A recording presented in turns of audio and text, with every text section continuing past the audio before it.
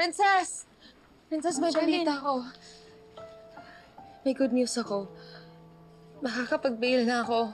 Pwede na ako lumabas dito. Talaga po?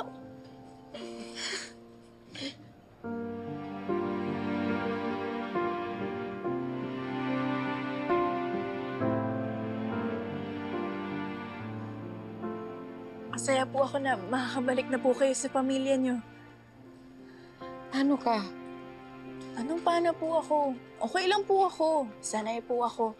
Tsaka sa dami po na pinagdaanan natin dito, nakuha ko na po yung loob ng mga kasama natin dito. Lalo akong nagigilty. Hindi ka dapat nalayo kay Dado.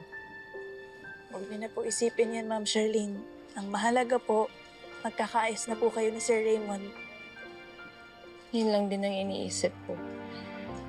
Ayoko nang madagdagan pa ang lamat ng relasyon namin.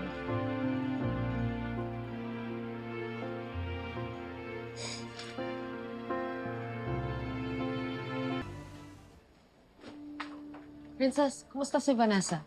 Okay naman po si Ate Bane. Buti po hindi ganun kalalim yung mga sugat niya. Pero under investigation po sila ni Aling Berta. Grabe naman kasi siya eh.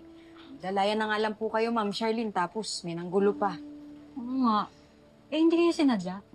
Oo nga. Ano ba sabi ni Berta? Bakit bigla siyang umatake? Hindi ko nga alam eh. Bigla na lang siyang sumugod. Ang mahalaga po, Ma'am Charlene, ligtas po kayo. At tuloy na po ang paglaya niyo bukas. Yes, mamimiss ka namin. Ay, talaga. Ay, sana kasama kitang lalabas bukas. Okay lang po yun, Ma'am Charlene. Promise ko sa'yo, pagkalabas ko dito, kakausapin ko si Libby. Kukumbinsihin ko siya na iurong yung kaso laban sa'yo.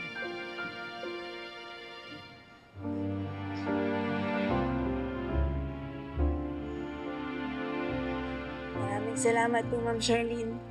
Yung maniwala pa lang po kayo sa akin, ang laking bagay na po nun.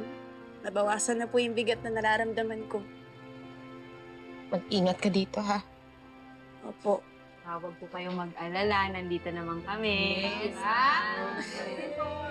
Talaga. Kayo talaga. Salamat sa inyo, ha? At binigyan niyo ako ng pagkakataon na makilala kayo.